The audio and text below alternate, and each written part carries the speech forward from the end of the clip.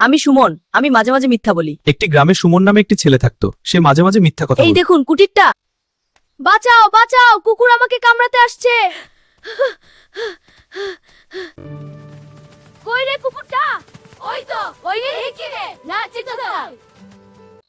আমি মজা করেছি। এটা মজা না, তুই খুব দুষ্টু।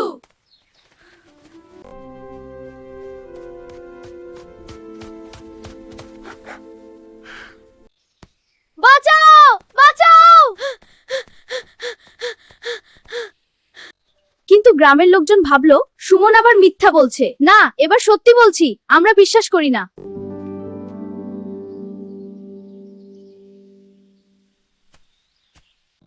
কে আছো? আমাকে বাঁচাও। সুমন, ভয় পেও না, আমি এসেছি। কাকা তুমি এলে? হ্যাঁ, চলো বাড়ি যাই।